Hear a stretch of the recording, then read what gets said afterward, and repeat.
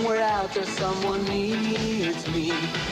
I don't know how or where, but believe me, I'll walk the universe to find her, for better or for worse beside her, for the honor of love, by the power above.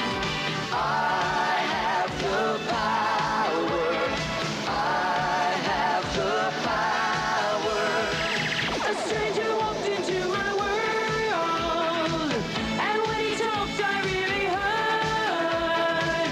He spoke of things like love and peace. The joy it brings will never cease. For the honor of love, by the power above. I have the power, I have the power. The truth of love will always guide us. The strength above will be inside us. Forevermore we'll be together. Our hearts will soar one to the other. For the honor of love, by the power above. We have the power. We have the power. So can you.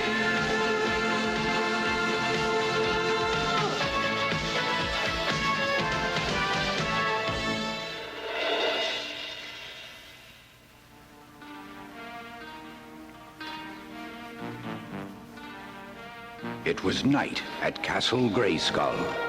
Everyone was sleeping soundly except the sorceress. She was having a terrible dream. In the dream, she heard a voice cry out,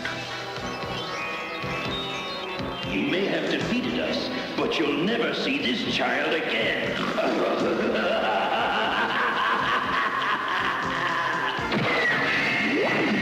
Waking from her dream, she shouted out a mysterious name.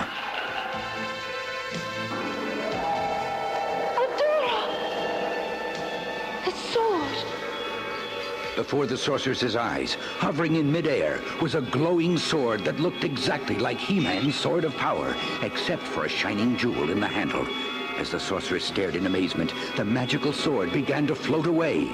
She jumped out of bed and followed it until it stopped before a door of mystery. The door creaked open, revealing a glowing gate. Suddenly, the sword lost its glow and fell to the floor. The sorceress picked it up with wonder. Can it be? After so long. Later, Prince Adam received a mental message from the sorceress, summoning him to Castle Grayskull. When Adam and his tiger Cringer arrived, the sorceress showed the prince the glowing gate. Prince Adam was puzzled. Well, if it's a gate, where does it go to? That I cannot say.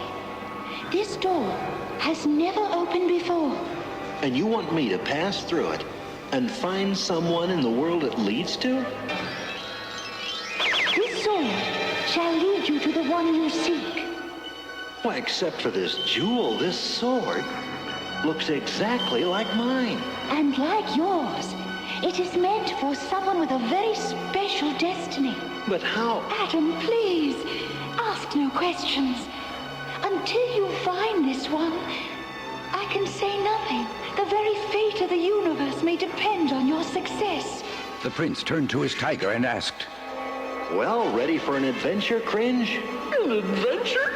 I haven't even had lunch yet. Enter the gate now, Prince Adam, and good luck to you.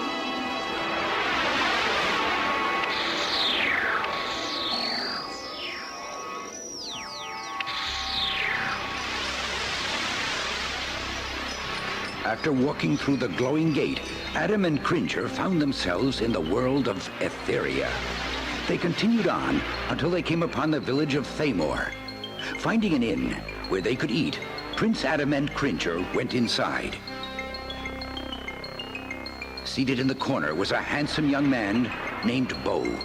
On his shoulder sat his pet Cowl, an owl with butterfly-like wings. When Bo spotted Adam, he asked Cowl, You think he's a spy for the Horde, Cowell? It seems quite unlikely, Bo. The only time a horseman ever smiles is when he's doing something awful to someone. A few minutes later, 3 Horde troopers entered the tavern and immediately started trouble. They attacked the harp player and destroyed his harp. Adam and Bo jumped into the battle. The troopers were strong, but clumsy, and were no match for the 2 young men.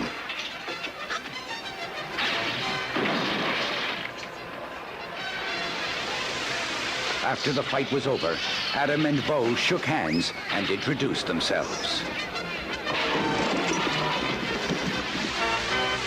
My name's Adam. Mine's Bo. Good to meet you, Adam. I don't mean to be an alarmist, Bo, but when the Horde finds out about this, they're sure to send a force squad after us. Ugh. You're right. You better come with us, Adam. They'll be after you, too. Where are we going? Whispering Woods, of course. From now on, my friend, you are part of the Great Rebellion. Meanwhile, in another part of Etheria, in the Fright Zone, the cruel leader of the Horde, the evil Hordak, was listening to his advisor, Shadow Weaver, a wicked woman with mysterious powers.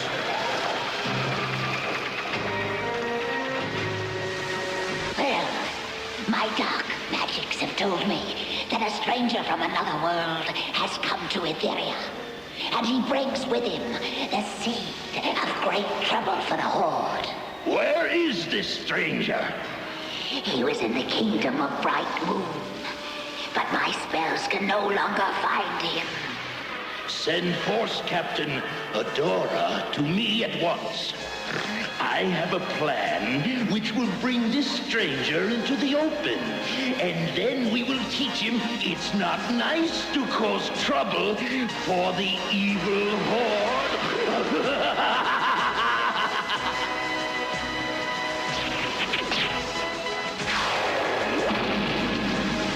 While Hordak was making his evil plans, Adam and Bo arrived at the rebel camp in Whispering Woods.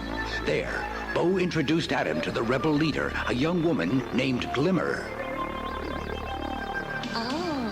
Glimmer, this is Adam. Pleased to meet you. Adam helped me teach some Horde troopers a lesson in Thamor. Glimmer's mother, Queen Angela, had been captured by the Horde, and Glimmer lived for the day when the rebels would defeat them and set her mother free. Just then, a witch and her broom crash-landed in Whispering Woods. It was the lovable Madame Raz and her talking friend, Broom. Glimmer ran to help her. Madam Raz, are you all right? Oh, dearie my, yes. But there was something important I had to tell you.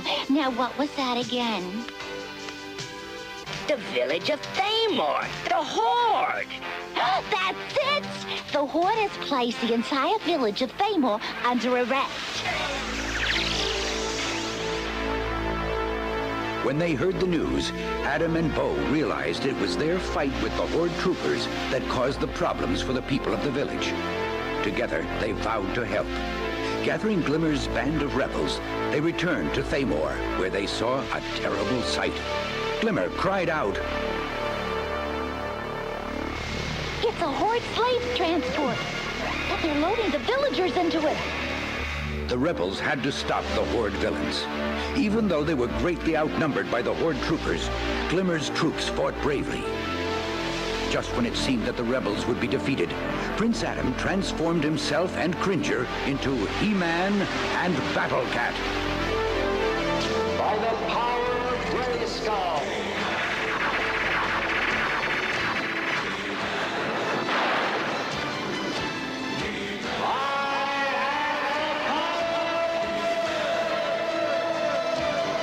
Soon, the battle narrowed down to just 2 fighters, He-Man and Force Captain Adora.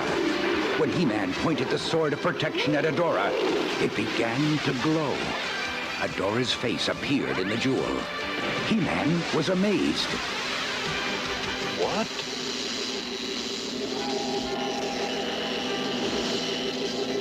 Why, You're the one I came to find. Is that so? Snarled Adora, and she quickly signaled a Horde trooper to fire off a blast from his energy baton, sending He-Man crumbling to the ground. You're mine now, stranger. You and this curious sword. When Adora brought her prisoner to Hordak, the evil ruler imprisoned He-Man on Beast Island. But Madame Raz used a magic spell to find out where He-Man was.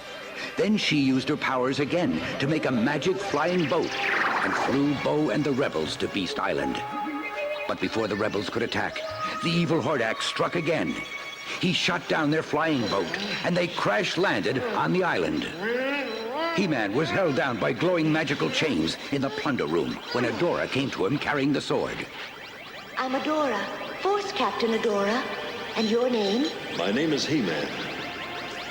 This sword you carried intrigues me, He-Man. It feels as if it were made just for me. I thought it was. And now you don't. I was to give that sword to someone who served the forces of good. But you serve the forces of evil. Evil? You're the one who serves evil, Rebel. I serve the rightful rulers of Etheria. You can't believe that. Haven't you seen how the Horde treats people? Well, I've spent most of my life training in the Fright Zone. There's been little time to see the rest of Etheria. Then why don't you do it now? Or are you afraid of learning the truth about the Horde? I'm afraid of nothing. Then you'll go? I'll think about it. Adora mounted her horse, Spirit, and headed for the prison gate.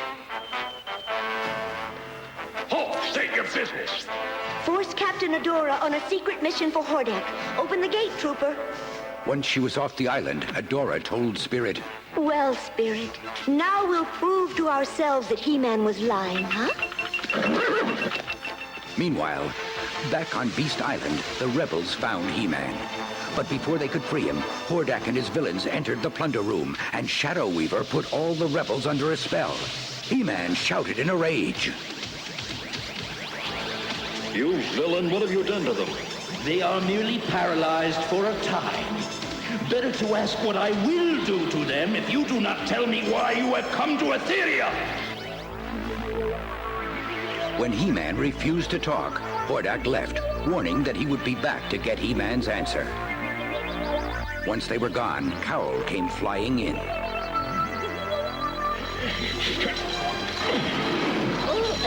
Might I be of some assistance? Can you get me loose? Using his amazing intelligence, Cowl found the right buttons on Hordak's control board. One push, and He-Man's chains fell away. You've done it. Now let's go find our friends. I've had enough of this place. Oh, I find it rather unpleasant myself.